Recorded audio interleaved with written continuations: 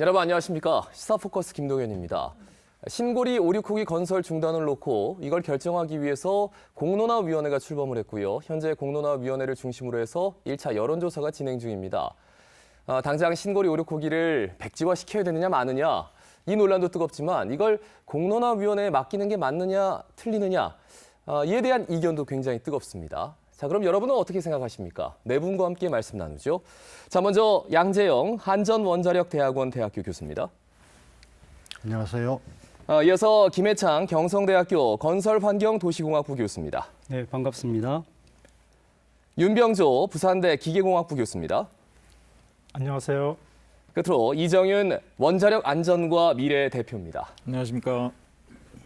자, 네 분과 함께 말씀 본격적으로 나누기 전에 저희가 뉴스 리포트 몇 개를 준비했습니다. 보고 나서 말씀 이어가죠.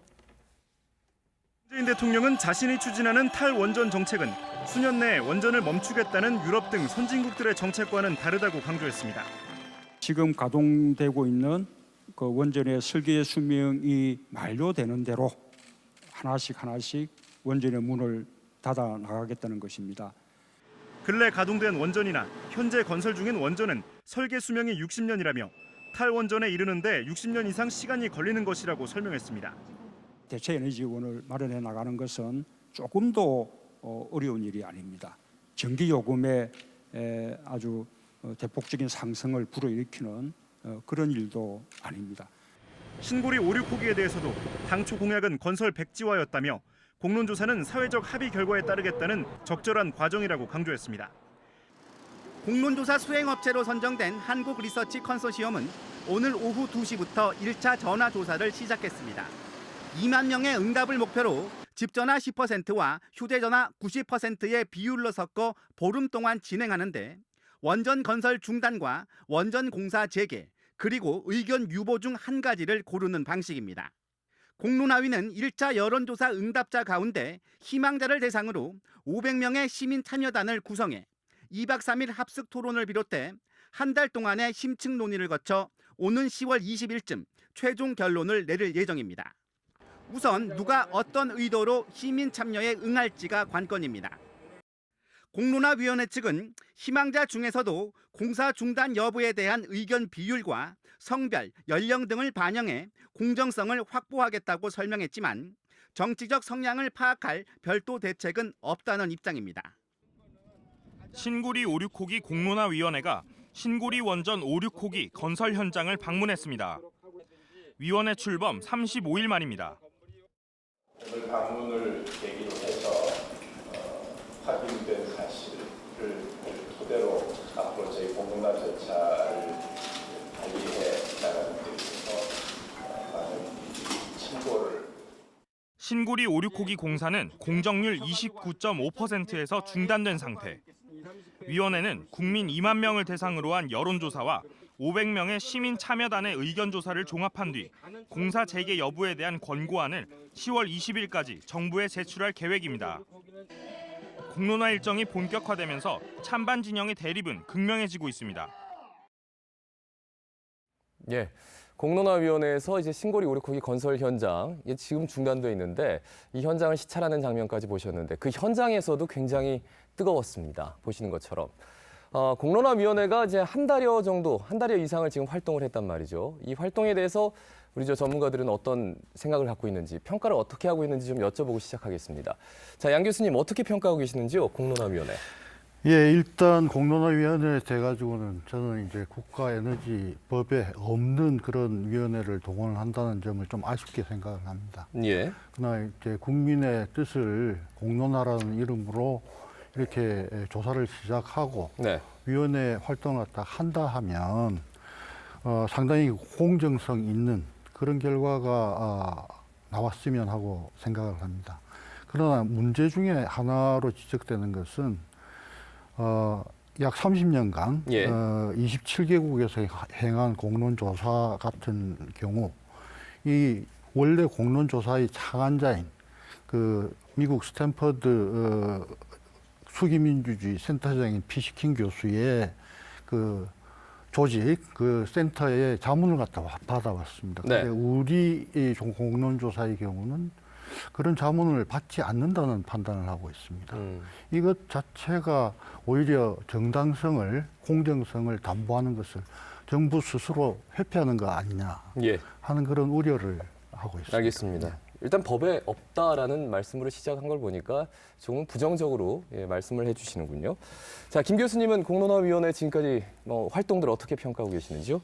네, 공론화위원회 활동은 10년 전에 고리 1호기 폐쇄운동 네. 재연장을 했고 후쿠시마 사고 그리고 신고리 5, 6호기의 졸속 위법 허가 여기에 대해서 우리 부울경 주민들이 주권자이자 소비자로서 이것을 문제를 제기했고 그것이 대선을 통해서 지난번 대선 또 이번 대선을 통해서 대선 후보들이 대부분 신고리 5, 6호기의 문제점을 지적했습니다. 네. 그것을 백지화하는 것을 공약으로 한 분이 당선이 되었고 함에도 불구하고 아쉽지만 국민적인 사회적 합의를 다시 확고하게 하기 위해서 행정 조치로서 충분히 만들어냈고 공기업인 한수원은 거기에 대한 경영에 관한 문제는 충분히 정책의 변화에 따라서 국민 합의에 따라서 바꿔질 수 있는 것이기 때문에 이번 공론화가 아쉽지만 전반적으로 특히 부울경 입장에서는 우리 국민들이 앞으로 신고리 5, 6호기에 백지화에 대한 문제점을 충분히 검토하는 그런 예. 좋은 기회가 될 것이라고 생각합니다. 예,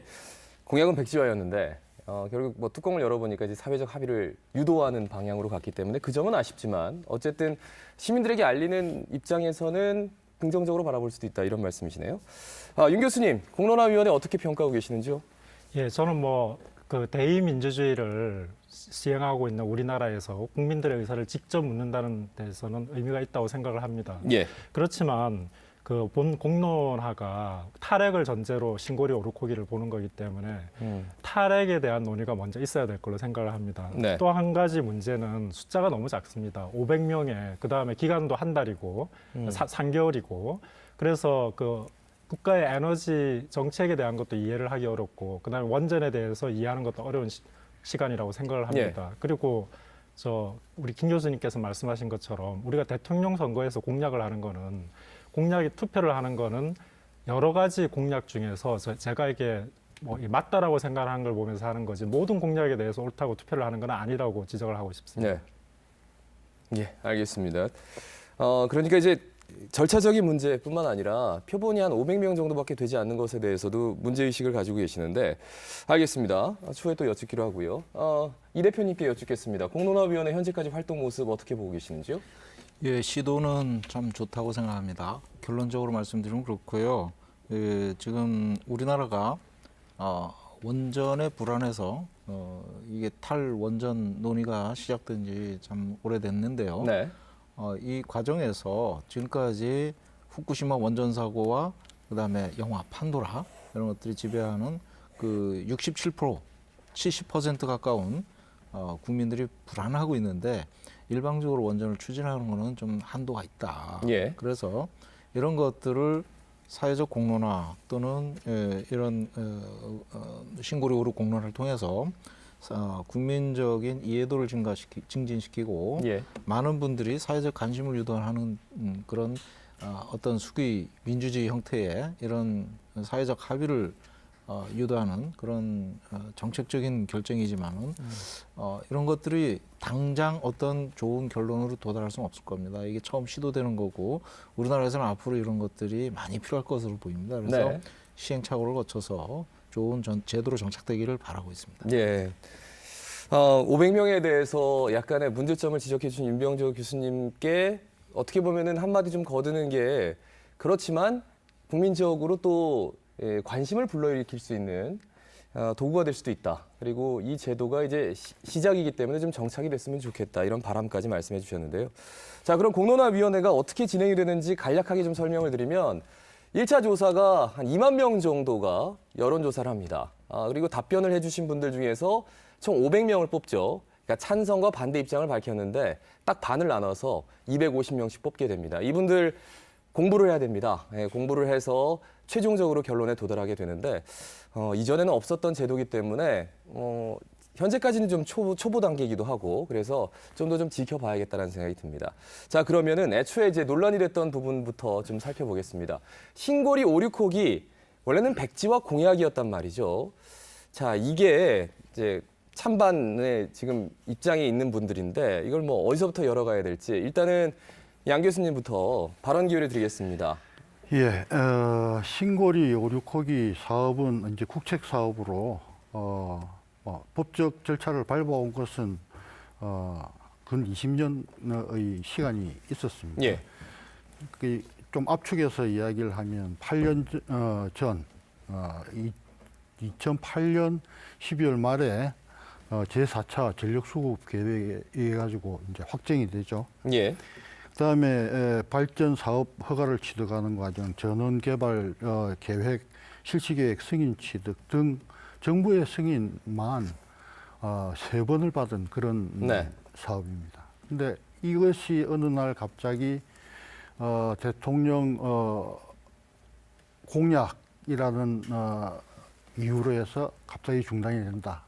상당히 그 초법적인 조치라고 일단 생각이 됩니다. 알겠습니다. 일단은 기간이 한 20년이 걸렸다. 그런데 이게 하루아침에 이게 손바닥 뒤집을 때 뒤집어야 되느냐 이 얘기신데 어떻게 보십니까?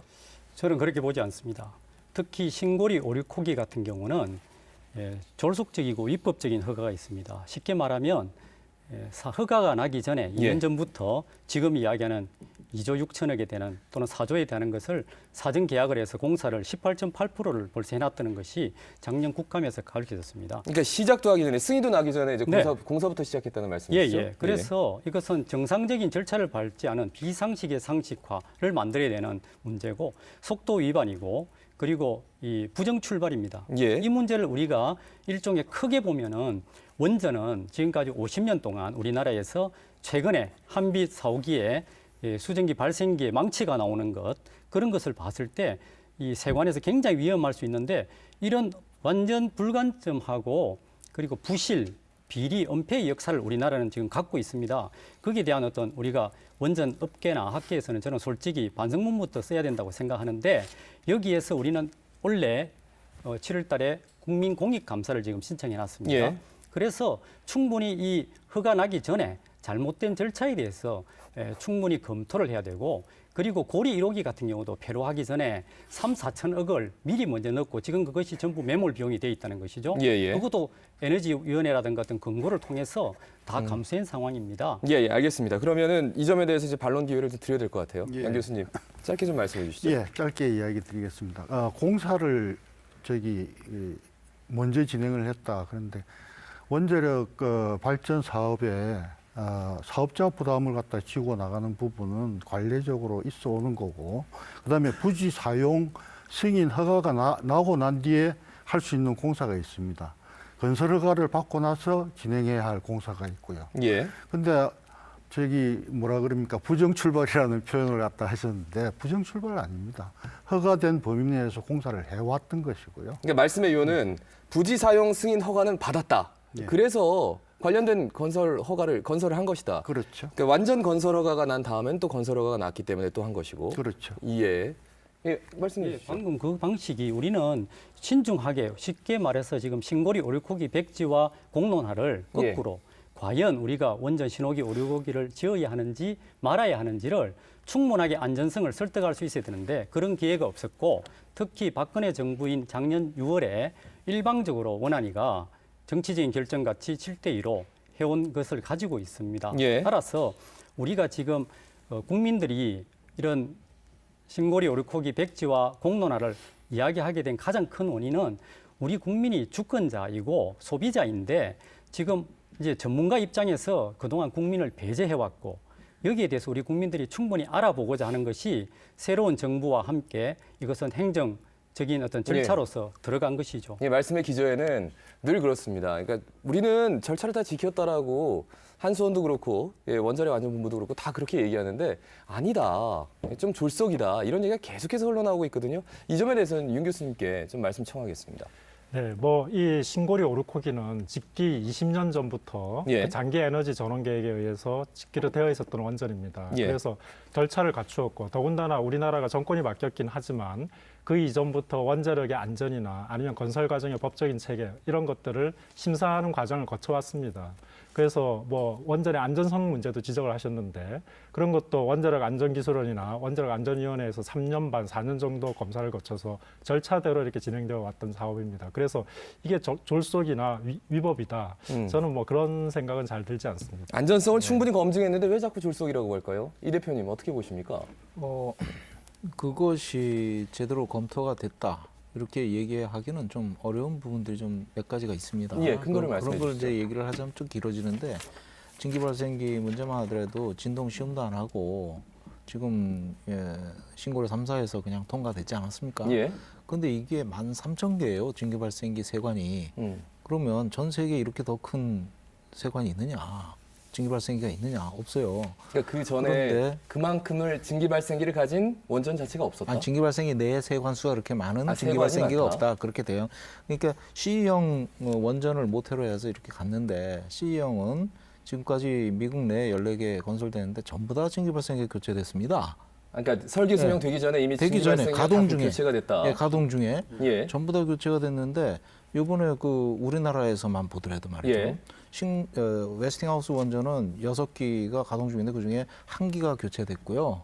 그다음에 우리 한국형 1000메가와트는 12기인데 그중에 6기가 지금 교체가 진행 중에 있습니다. 증기발생기가 이미. 예, 그렇게 그 이유는 이제 증기발생기 내부가 구조가 복잡하고 그로 인해서 진동 문제가 좀 심각한 건데 그러면 3.9.2 경수로 심사 지침이 있습니다. 그 규정에 의하면 테스트 하게 돼 있어요. 그런데 안 하고 신고를 3사 그냥 넘어갔거든요. 그럼 지금 이제 가동 들어갔는데 가동하면서 테스트하겠다는 뜻밖에 더 되겠습니까? 자, 그러면 이제 말씀의 요는 그겁니다. 그러니까 이전에 증기발생기가 원래 고장이 나면 안 되는데 많은 발전소에서 증기발생기가 고장이 나서 뭐 교체를 했는데 신고리 3, 4, 5기는 이제 가동을 준비하고 있는데 분명히 같은 식의 그 설계 도면에 따라서 설계가 된 거라면 증기발생기를 한번 테스트를 해보고 넘어가야 되는데 그조차도 안 하고 이제 발전을 시작하고 있다 이 그게 말씀이시죠? 이제 심사 지침에 요구되는 사항입니다. 예, 예. 그리고 이게 1000메가와트, 1400메가로 증가되면서 세관 수가 8,400개에서 13,000개로 증가가 됐어요. 세관이라고 하니까 저희 비전문 열교환기입니다. 증기발생기가. 그래서 아하. 그 안에 이제 열교환 튜브가 있는데 예. 그걸 세관이라고 합니다. 세관 수가 그렇게 증가가 됐다는 거죠. 그러면 최소한 해석적인 평가를 해가지고 이게 옳다고 그러면 그 실험적으로 검증을 하게 돼 있는 건데 그걸 안 했다는 거고 예. 샌 오너프리 미국 발전소에서는 실험을 안 하고 해석 평가만 통과를 해가지고 그래서 하고 나서 결국 문제가 되니까 결국 2호기, 3호기 다 폐로가 되는 그런 선례가 있습니다. 알겠습니다. 미국에서는 이게 잘못돼서 폐로까지 말씀을 해주셨는데 공학자로서 그리고 예, 충분히 말씀하실 수 있을 것 같아요. 양 네. 교수님 반론해 주시죠. 그것은 원래 원형이 원형 최초로 건설되는 원전일 것 같으면 종합 평가를 갖다 하게 돼가지고 있습니다. 그리고 그 원형에 유사한 어떤 원전일 경우에는 평가의 범위를 갖다 축소해서 수행을 할 수 있고 해석으로 보완할 수 있도록 법적으로 되어 있습니다. 그런데 지금 이정윤 대표께서 법적으로 저희 해석으로 보완해서 할 수 있는 것 자체를 우리가 법을 어겨가면서 안 한 것처럼 표현을 하셨기 때문에 상당히 유감스럽고요. 두 번째 말씀드리고 싶은 것은 증기발생기라는 것은 세관의 고장이 충분히 일어날 수 있다라고 설계에 반영이 돼가지고 있는 겁니다. 예. 그래서 우리가 이제 세관 관막음을 할 수 있는 여유도라는 걸 주는데 예. 이것이 이제 세월이 지나면 한 20년 운전을 하게 되면 증기발생기 교체를 하는 게 당연합니다. 네. 아주 관례적으로 이루어지는 프로세스를 무슨 고장이나 일어나서 이런 것을 했다라는 그런 표현을 갖다 쓰시는 것 같아서. 그러니까 법적으로는 아무런 하자가 없는데 그걸 안 했기 때문에 문제가 된다라는 거는 좀 어불성설한 이 말씀이신 것 같아요. 그런데 이제 저희가 이제 신고리 5, 6 건설 인허가 당시에 이 문제가 공식적으로 제기가 됐습니다. 그랬더니 거기서 원자력 안전기술원에서 이거 신고리 5, 6에서는 테스트 하겠습니다라고 했습니다. 예. 왜? 경술 안전 지침서에 바이올레이션 위반되는 거니까. 그래서 두산중공업에서 이거를 제작할 때 이제 하겠습니다. 테스트 하겠습니다라고 했습니다. 그러면 신고리 3사를 먼저 했어야죠. 알겠습니다. 충분히 이 점에 있어서는 설명이 된 것 같고 또 신고리 오류코기가 가진 어떤 맹점들 그리고 괜찮다라는 점들 충분히 들으셨을 테니까 시청자 여러분께 판단을 맡기고요. 우리 시청자 여러분이 가장 관심 있어하는 분들이 아마 이 부분일 겁니다. 신고리 오류코기 이게 건설이 중단이 되면 우리가 신재생에너지 쪽으로 간다는 건 알겠는데 그럼 전기요금을 얼마나 내야 되는 건지 그리고 혹시라도 이 전력 대란, 전력 수급에 차질이 있는 건 아닌지 이 점이 굉장히 제일 궁금하실 것 같아요.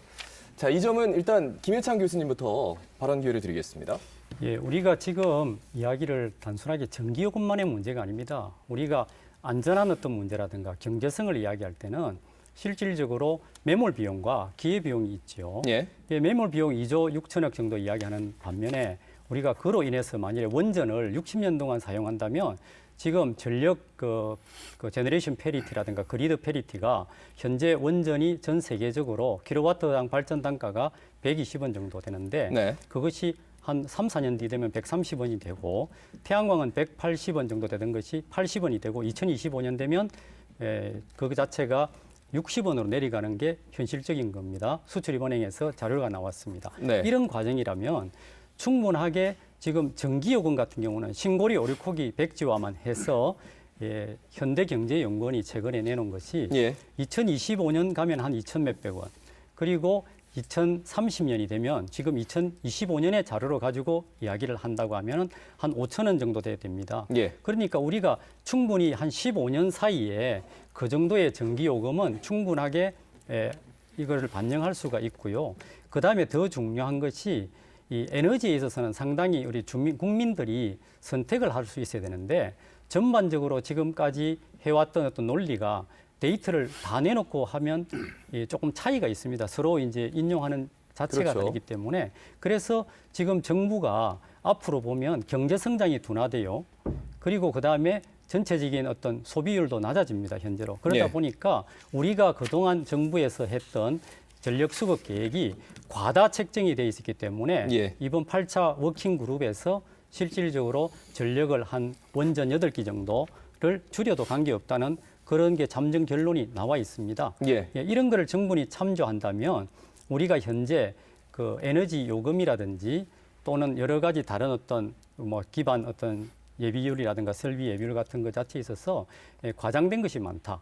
그래서 우리 국민들 입장에 정확한 내용을 보고 판단할 수 있는 기회를 달라는 것이 이번 공론화위원회에서도 주요한 하나의 의제가 안 되겠나. 그러니까 계속해서 나오는 얘기가 전기요금 폭탄인데 실제로 현대경제연구원 저도 뭐 자료를 갖고 있습니다만 2030년에 다달이 가구당 부담해야 되는 돈이 최대로 잡아서 5,572원 정도가 이제 전기요금이 인상될 것이다. 이런 공식적인 연구가 나왔고 한 가지 또 우리가 간과하는 게 신재생 에너지 기술도 계속해서 발전하고 효율도 높아지는데 이거는 전혀 고려가 없었다 이 말씀이세요. 자, 그러면 윤 교수님 어떻게 반박하시겠습니까? 예, 저는 뭐 지금 미래 전기 가격을 이렇게 평가하는 문제는 가정을 어떻게 하느냐의 문제가 큰 것 같습니다. 알겠습니다. 현재 상태만 보고 있으면 우리가 아까 우리 김 교수님 말씀하신 게 2020년 이후가 되면 원자력은 훨씬 120원 정도까지 올라갈 거고 태양광은 내려올 거라고 말씀을 하십니다.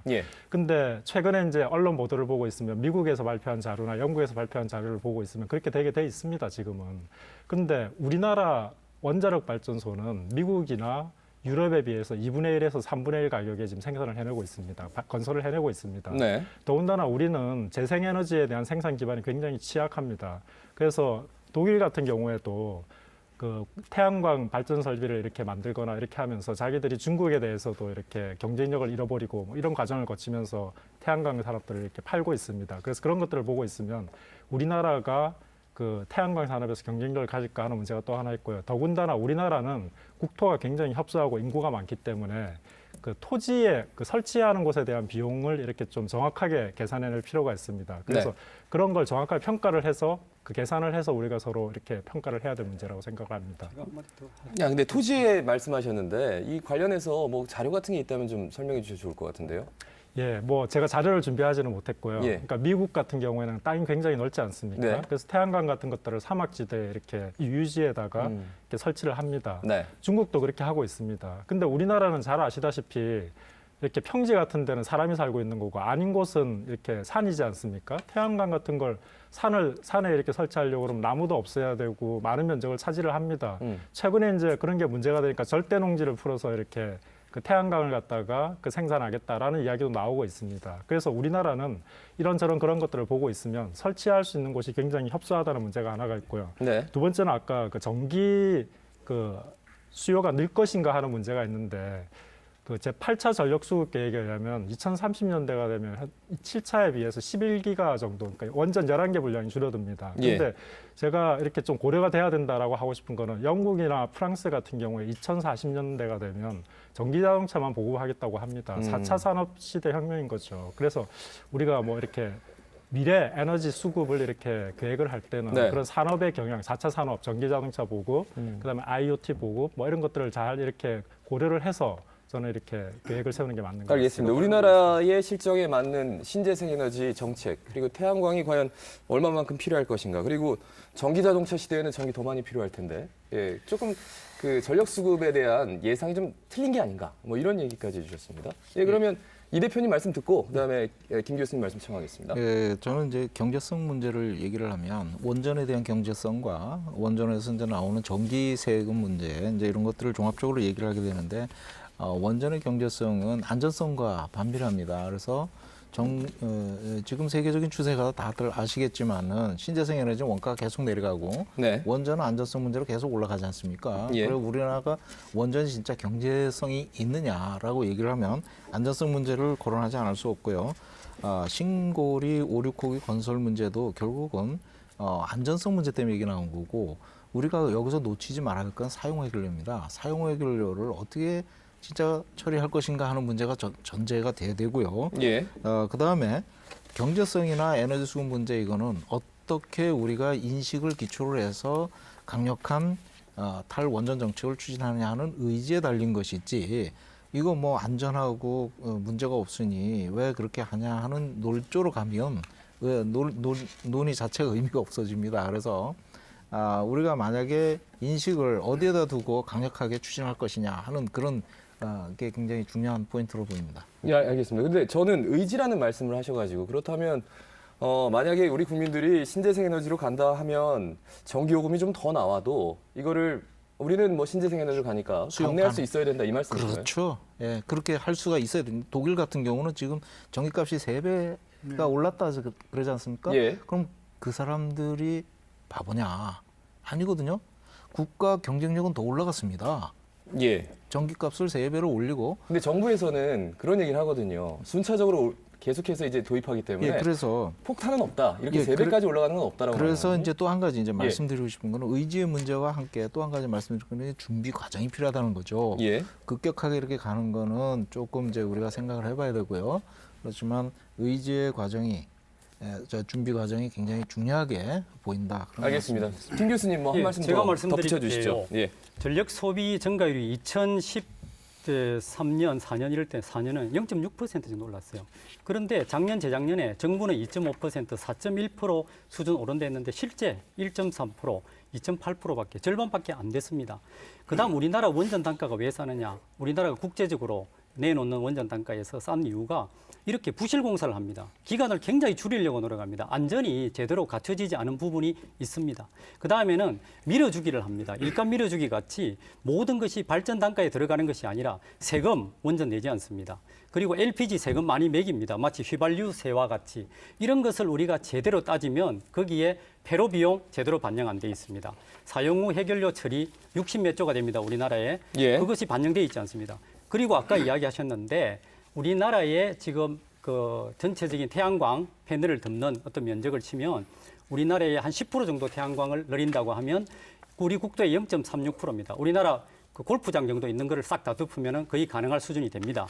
그리고 정부의 도시가 우리나라가 한 16.3%가 되는데 이 중에서 다양한 그러니까 원전은 중앙 집중적인 어떤 그 에너지 구조라고 하면은 지방 분권에 따라서 하다 보면은 765kV 같은 어떤 초고압의 어떤 발전 송전이 거의 필요 없습니다. 지역적으로 그 문제를 조금 더 생각하고 그다음 더 중요한 것은 아까 같이 아무데나 산을 깎아서 태양광을 하는 것이 아니라 지금 농어촌 공사가 발표한 것이 우리나라의 호수와 댐에 15에서 20%만 하면 원전 11기가 가능하다는 것을 농어선 공사에서 이번에 자료로 발표했습니다. 한 달 전에. 예. 그걸 보고 그다음에 끝에 가서는 우리가 발전이라고 해서 원자력 발전을 비싸게 하금할 것이 문제가 아니라 더 중요한 것은 절전이라는 걸 통해서 하면 국민들이 15% 정도는 웬만큼만 의식하면 쉽게 줄일 수 있다는 거. 그래서 절전하는 데에 인센티브를 주는 시스템을 바꿔간다면 적어도 원전 절반은 예. 줄일 수 있는 게 가능하다. 이렇게 봅니다. 예, 호수 하나면은 뭐 굉장히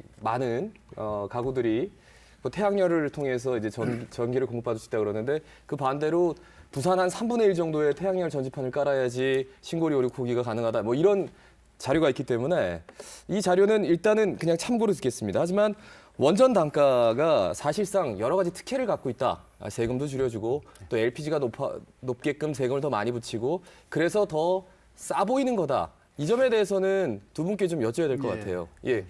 이미 뭐 신문지상을 통해 가지고 세금 문제는 이게 문제가 되지 않는다라는 보도가 나가지고 있는 상태이기 때문에 제가 뭐라고 이야기를 더 하지는 않겠습니다. 실제로 우리나라 원전 건설 가격이 싼 이유 중에 가장 중요한 이유는 우리 이 기기 공급 체인 자체가 굉장히 튼튼하고 우리 국가 내에 우리 기술이 있기 때문입니다. 기술력이 뛰어나서 그렇다 이 말씀이시죠? 그럼요. 우리 반복 건설을 통해 가지고 우리 관리 기술도 뛰어나고 외국의 경우 사업비가 늘어나고 이러는 중요한 요인은요. 공기 지연입니다. 공사 관리를 제대로 못 하고요.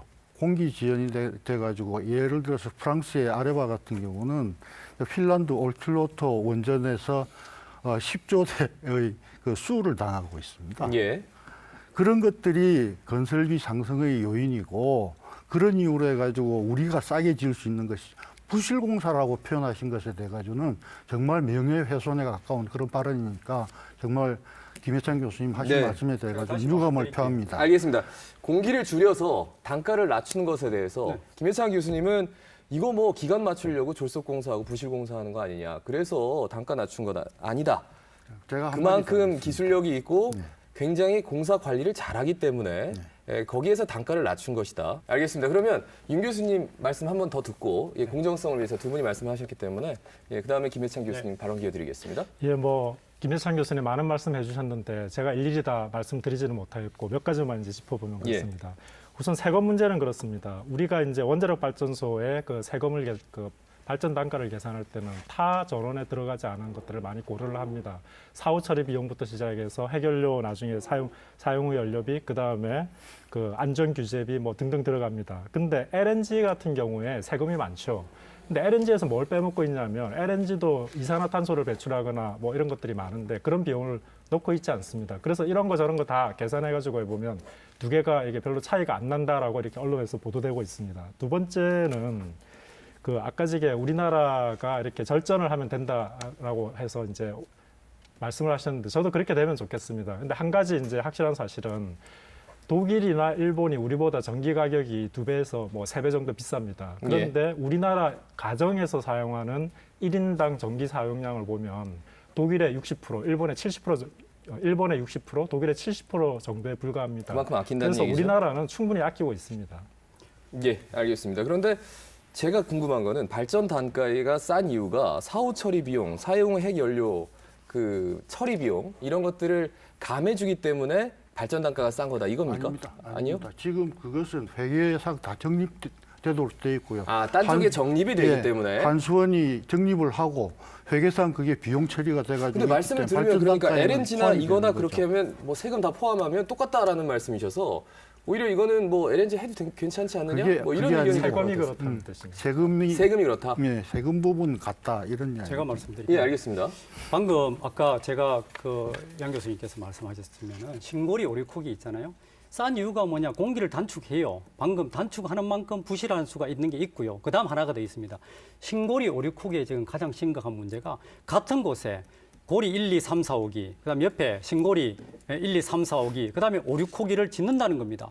그러다 보니까 토지 수용이라든가 이 문제가 단가가 쌀 수밖에 없고 과연 이것이 가능한가에 대한 문제를 그러면 저는 이번에 신고리 백지와 우리 차원에서 공론화는 어떤 것이 돼야 되느냐 하면 신고리 오류크기와 같이 지진 문제가 별로 없고 그리고 4km 안에 사람이 몇만 안 살면 수도권에 기술적으로 가능하다 있거든요. 거기에 대해서 안전하다고 수도권 시민들에게 설득을 해서 이것을 공론화 놓고 할 수 있어야 적어도 이런 어떤 이야기가 될 수 있지 않느냐 하는 게 있고 그다음에 이제 원전 수출 이야기였잖아요. 우리가 아랍에미레이트 같은 경우에 원천 기술을 이야기하시는데 거기는 미국의 가장 컨버션 쪽에 나오는 형태를 우리가 본다면은 실질적으로 거기에 원천 기술 때문에 미국의 우리 기준으로 본 것이 아니라 미국의 기준으로 통과가 된 것이고 거기에 우리는 일종의 로얄티를 2조 원 이상을 냈다는 것이죠. 예. 과연 그걸 우리가 함부로 이야기할 수 있느냐 그 이야기를 드리고 싶습니다. 예, 계속해서 반론해 주시죠. 로열티를 지불했다가 그거는 정말 잘 모르고 하시는 말씀이십니다. 로열티가 아니고요. MMIS라 그래가지고 인간 기계 연계 계통이라는 것을 공급을 컨버스천 엔진, 지금은 웨스팅하우스입니다만 웨스팅하우스가 공급을 하고 그 부분에 대해 가지고 저희 용역비를 갖다가 받아가는 겁니다. 네, 제가 그러니까 그 로얄티하고 로열티하고는 것입니다. 전혀 상관이 없는 기술적인 겁니다. 것이 우리 원천 기술이 아니라는 거죠. 입찰 과정을 거친 게 아니죠. 무슨 말씀이세요? 입찰 과정을 거친 게 아니죠. 그거는 MMIC를 우리 원자력 계약을 갖다가 그럼 지금 입찰 과정 갖다 거치고 합니까? 알겠습니다. 그러니까 그 그쪽으로 말씀을 일부 약간만 준 좀 거죠. 정리를 이게 한다면 그거죠. 그러니까 웨스팅하우스에서 부품을 납품하는 것 그런 이유지 그거를 전체 원천 기술로 봐서 로열티를 지급해야 되는 그런 부분은 아니다. 이 그런 부분은 말씀이시죠? 절대로 아닙니다. 알겠습니다. 예, 임 교수님. 예, 아까 그 기간에 대한 건설 공기에 대한 말씀을 하셨는데 이게 단축이라는 말은 계획된 것에 대해서 줄이는 걸 이야기를 합니다. 근데 우리가 가지고 있는 원전 건설 실력은 그 공기에 하면 안전하게 짓는 겁니다. 그래서 단축이 아닙니다. 그 다른 나라들은 우리처럼 빠르게 하고 싶어도 할 줄 모릅니다. 그래서 우리가 가진 큰 경쟁력입니다. 한 가지 더 말씀드린 거는 원천 기술이 없다라고 말씀을 하십니다. 우리나라 핸드폰 예를 들어보겠습니다. 예. 그 아이폰에서 미국에서 그 스티브 잡스가 아이폰을 개발을 했습니다. 원천 기술 미국에서 있었습니다. 근데 지금은 어떻습니까? 삼성전자에서 우리 스마트폰 만들어 가지고 미국 시장에서 지금 1등으로 팔고 있습니다. 그래서 예. 원자력 기술이라고 하는 거는 우리가 모든 산업화 과정도 그랬고 외국에서 기술을 가져오고 나면 그걸 좀 더 개선하고 발전시켜서 이렇게 해왔던 겁니다. 그래서 예. 저는 원천 기술이 있느냐 없느냐가 이 문제에서 뭐 이렇게 중요한 문제는 아닌 것 같습니다. 그러니까 그리고 우리가 원천 기술도 충분히 가지고 있습니다. 원천 기술을 가지고 있다. 네. 예, 그래서 이게 로열티가 아니라 단순히 부품을 납품하는 회사에게 주는 돈일 뿐이다. 이 말씀이세요? 그렇죠. 알겠습니다. 그럼 반론이 있겠죠. 예, 그러면 저는 이제 MMIS 아까 말씀을 하셨는데 우리가 로열티 형태로 그쪽으로 구매한 게 맞고요. 네. 그렇게 간 거고 저 RCP도 그렇게 해서 로열티라면 이게 독점으로 납품한다는 그렇죠. 로열티를 그렇게 해서 조금 애딩 된다든가 이렇게 되는 거고요. 그다음에 공기 단축 말씀하셨는데 공기 단축은 한때 군사 문화 시절에 무리하게 준수를 위해서 진행했던 그런 데서 온 부작용이 좀 있긴 있습니다. 있긴 있는데 최근에는 많이 낮았죠. 사실은 많이 낮았고 그런 것들은 한국에서는 저 고유 특장점으로 저는 외국 친구들이 얘기하는데 보면 한국 건설 관리를 참 잘한다. 그런 얘기는 좀 들어왔습니다. 하지만 지금 김 교수님 말씀하신 대로 초창기에 있었던 원전들이 옛날에 건설된 것들은 좀 공기 준수나 군사 문화 시절에 있었던 그런 문제점들이 아직 있고요. 예. 그다음에 또 하나는 이제 원천 기술 얘기하시는데 원자력 좀 다르다고 하셨는데 네. 원자력 다르죠. 다른데 지금 제가요 30년 전에 고리에서 증기 발생기에 슬리빙을 했었는데 그때 BBR 독일 사람들 와서 했거든요. 근데 한빛 원전 요번에 슬리빙 하는 거 보니까 독일 사람이 또 와서 해요. 지금도 하고 있습니다. 예. 그래서 이런 기술들을 보면 우리가 어떤 책임을 안 지는 그런 또 과다한 어떤 책임성이 되는 것들은 안 한다. 자체적으로 위험성을 리스크를 감수하고 어떤 기술 개발을 한다든가 이런 것들은 좀 회피하지 않느냐. 예. 그러다 보니까 이제 원전처럼 안전성이 굉장히 중요한 것들은 좀 기술 개발이 된다 하더라도 좀 허공에 머물렀다. 알겠습니다. 예. 근데 저는 사실 원천 기술을 어디까지 봐야 되는지 제가 비전문가 입장에서는 말씀을 드릴 수는 없지만 어쨌든 아직까지도 다 개발이 되지 않은 기술에 대해서는 외국 자본이 굉장히 많이 들어오는 게 사실이고 이거를 뭐 로열티로 보느냐 아니면은 부품 가격을 주는 걸로 보느냐 이것에 대해서는 좀 이견이 있는 것 같아서 그러면 예. 양 교수님께 한 말씀 더 드릴게요. 예. 그 로열티라는 말 자꾸 하는데 저는 생각하면 좀 가슴 아픈 부분이 있습니다. 그 우리 이 나라가 미국하고 전략적인 어떤 파트너십을 갖다가 구축을 하는 것이 사업 진출에 유리한 점이 있습니다. 예. 그 플랜트 모니터링 앤 어넌시에이터 시스템이라 그래가지고 제가 미안합니다. 네. 발전소 감시 경보 계통이라는 것을 국산화한 게 98년, 2000년대입니다. 그게 지금 이야기하는 네.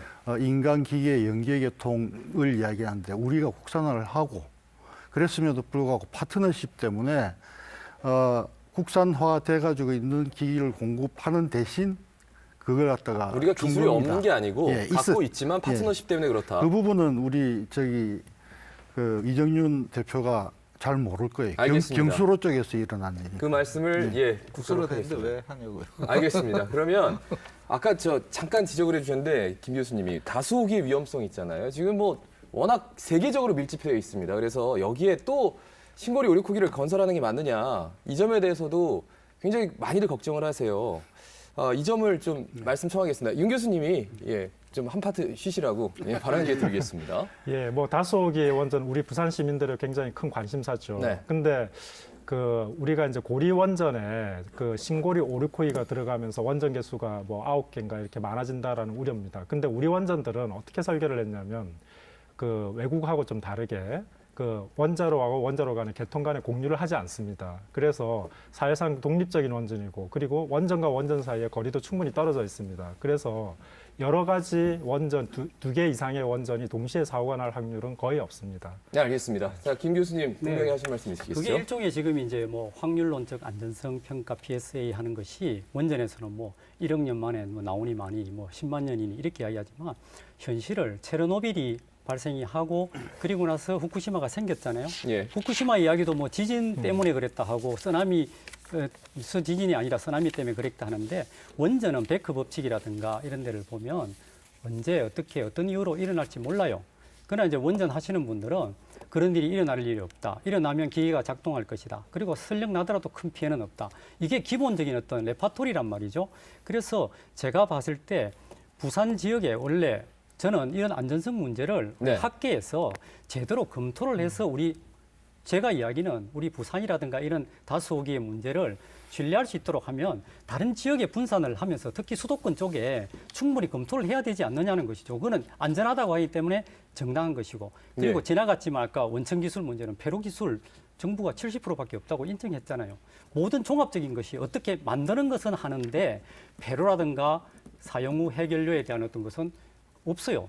여기에 대한 것을 우리가 충분히 만들 때 제조자 책임으로서 우리 모든 제품은 그것을 사용 후에 어떻게 폐기할 것인가를 하는데 방금 같이 사업도 허가 전에 제가 그냥 허가를 받기 위해서 그걸 넣었다는 것이 아니라 그 전에 2009년부터 개문 발차를 한 거예요. 이런 걸 우리는 좀 반성하고 그래 국민들에게 솔직하게 자료를 내놓고 이야기를 해서 합의를 만들어 가자 하는 것이 이번 공론화에 의미가 있고 네. 그걸 국민들에게 한번 판단에 맡기자는 것이죠. 알겠습니다. 이 대표님도 뭐 하실 말씀 있으시죠? 다소호기 문제가 좀 나와서 말씀드리는데 네. 그거는 그 IAEA의 공고사항이죠. 사실 한 부지에 다소호기가 있는 거는 바람직하지 않다는 거고 그것이 문제 없다라고 PSA 결과가 나왔다면 PSA 툴 자체가 잘못된 겁니다.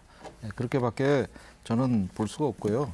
그 설비 공유 문제하고 방금 말씀을 하셨는데 특히 이제 중요한 게 또 하나 있어요. 우리가 생각지 못했던 것들인데 후쿠시마 후속 조치 중에 하나로 그 지진 자동 정지 시스템이 있습니다. 그럼 부지에 지진이 딱 왔다 그러면 한꺼번에 떨어지게 돼 있어요. 예. 그렇게 되면 9개 호기가 한꺼번에 정지되는 겁니다. 그렇게 되면 이게 국가 전력망의 임팩트가 굉장히 크거든요. 주파수 문제가 생기고 그래서 그 블랙아웃이 올 수가 있는데 그거를 그 국회의원이 한 분이 질의를 하고 그걸 국감에서 따졌습니다. 준비가 하나도 안 돼 있었던 거예요. 예, 그런 것이 확인됐습니다. 알겠습니다. 지진 자동 정지 시스템이라고 말씀을 해주셔서 지진이 오면 떨어져가지고 일단 한꺼번에 말씀. 정지되는 겁니다. 다 모든 호기가 한 부지에 지진이 오면 그게 충격에 만약에 설계 기준 지진 이상이 되면 예. 떨어지는 거죠. 다 예. 예. 그러면은 뭐 추가적으로 말씀해 주시죠. 이정윤 대표께서 지금 옛날에 우리 설계 쪽을 떠나셔가지고 현실을 잘 모르시는 것 같아요. 지진 자동 정지 시스템은 설계 기준 지진의 한 90%가 오면 그 떨어지게 그렇게 만들어 놓은 겁니다. 안전장치 중에 하나죠. 그런데 우리 진도 리히터 규모 7에 견디는 그런 원전이 신고리 3, 4, 5, 6이고요. 그다음에 6.5 정도를 견딜 수 있는 원전이 우리 신고리 1, 2, 그다음에 고리 1, 2, 3, 4입니다. 어떤 지진이 그러니까 몽땅 떨어지려고 하면 뭐 6.3 그 정도 지진이 와야 될 것 같은데요. 실제 7에 가까운 지진. 그런 지진이 일단 왔다라고 생각을 하면 원전에서 저기 정지가 되기 이전에 실제로 어떤 일이 먼저 일어나겠습니다. 가정용 전기 다 부하탈락이 일어나고요. 공장용 전기 다 부하탈락이 일어납니다. 그 부하가 다 없어지기 때문에 원전에 한두 기가 정지가 된다고 하더라도 전혀 문제가 발생하지 않고 오히려 부하탈락에 의한 전국적인 정전은 있을 수가 있을 거라고 생각합니다. 그러니까 그 전에 이미 그래서 각 그것이- 가정마다 뭐 블랙아웃이 돼서 더 그러니까 난리가 난다. 그게 이 문제가 말씀이죠? 뭐냐면 9개 원전을 그 냉각시킬 수 있는 전원이 외부에서 공급이 안 된다는 데 문제가 있다는 거죠. 그러니까 아니죠. 오히려 더 위험해질 수 있는 거죠. 예, 알겠습니다. 정말 참 옛날 이야기 하고 계신데 우리나라 원전은요. 지금 그런 외부 전원이 끊겨도 그 자체 전력, 내부 전력을 공급할 수 있는 능력을 가지고 있습니다. 그래서 원전 자체를 완전히 안 죽이고 부하를 충분히 빠른 시간 내에 줄여가지고 원전을 살려놓는 능력이 있습니다. 그게 예. 우리 원전의 장점인데 그걸 잘 모르시고 그게 하는 이동형 발전 말씀이십니다. 차량 얘기하시는 것 같은데 아니에요. 예?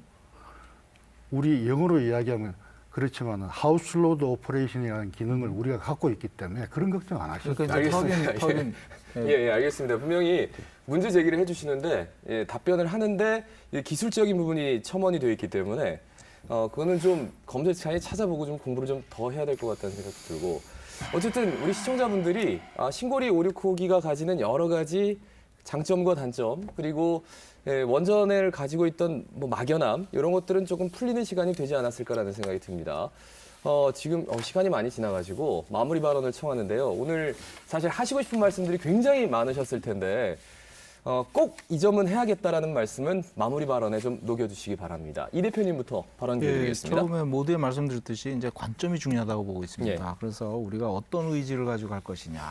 후쿠시마 이후에 사회적인 엄청난 이제 쟁점이 됐었던 원전의 안전 불안 문제가 네. 국민의 70%가 불안하고 있는데 그것을 어떻게 극복할 것이냐. 탈원전으로 지금 현 정부는 기조를 잡았습니다. 그렇다면 우리가 탈원전으로 가되 안전을 그럼 어떻게 확보할 것이냐 하는 것도 중요한 쟁점이 될 것입니다. 중요한 포인트가 될 것입니다. 그래서 안전을 확보하는 쪽으로 좀 더 많은 노력이 좀 돼야 되지 않느냐 이런 생각을 합니다. 예, 알겠습니다. 네, 윤 교수님 마무리 발언해 주시죠.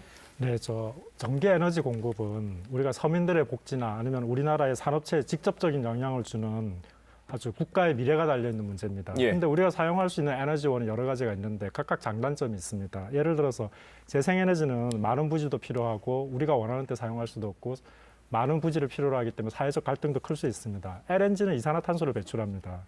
근데 원전은 안전하지 않고 불안해합니다. 그래서 이런 장단점인데 우리한테는 굉장히 불편한 선택이죠. 그래서 저는 우리나라 실정에서 이런 에너지들의 장단점을 잘 파악을 해서 아주 안전하고 효율적인 에너지 포트폴리오를 마련하는 그런 게 중요한 것 같습니다. 예. 자, 김 교수님. 결국 이제 주권자이고 소비자인 우리 국민, 특히 불경에 있는 분들이 지역 에너지 분권 차원에 지방이 너무 홀대당하는 여기에서 우리 주권으로 이야기를 하게 되고 결국 결론적으로 매몰 비용하는데 과거에 매몰될 것이 아니라 기회 비용을 제대로 잘 살릴 수 있는 미래 60년, 폐로까지 치면은 100년을 어떻게 설계할 것인가에 대해서 우리가 지혜를 모아야 할 때가 아닌가 그렇게 생각합니다. 예, 알겠습니다. 자, 윤 교수님. 우리 싼값의 전기를 공급함으로 해가지고 우리나라 경제가 세계 10위권 경제로 도약하는데 정말 튼튼한 견인차 역할을 해왔습니다. 그 이랬던 어떤 공로자인 원전을 어느 날 갑자기 없애버린다라는 판단을 갖다 한다는 것 자체가 에너지 시스템에 대해 가지고 너무 가볍게 보는 그런 처사인 것 같고 예. 공론화라는 것도 역시 3개월이라는 짧은 시간 내에 처리를 한다는 것 역시 졸속 처리라고 저는 생각을 합니다. 아마 국민 여러분께서 잘 판단을 하고 계시다고 생각을 합니다. 여론 역시 탈원전, 너무 급한 탈원전은 안 된다라고 돌아가고 있습니다. 현명한 국민 여러분들의 그 판단이 있을 걸로 기대를 하면서 이만 줄이도록 하겠습니다. 예. 오늘 보시면서 같은 마무리 발언인데 이렇게 다른 말씀을 해주시는구나 하면서 이게 참 첨예하게 논란이 되고 있구나 다시 한번 느끼셨을 것 같습니다. 근데 한 가지 공론화위원회를 통해서 우리 국민들의 관심은 그만큼 많이 늘었다는 생각이 들고요. 여기 여론조사뿐만 아니라 시민참여단이 들어가서 비전문가들을 교육하면서 양측에서 정말 사활을 걸고 쉽고 그리고 아주 효율적으로 만드는 그 자료들이 어떻게 보면 이 자료들이 쌓이면서 우리 미래 세대한테는 정말 좋은 공부거리가 되고 학습 자료가 된다는 점에서 일단은 그 부분에 있어서는 좀 희망적이다라는 생각이 듭니다. 자, 시사포커스 마치겠습니다. 여러분 고맙습니다.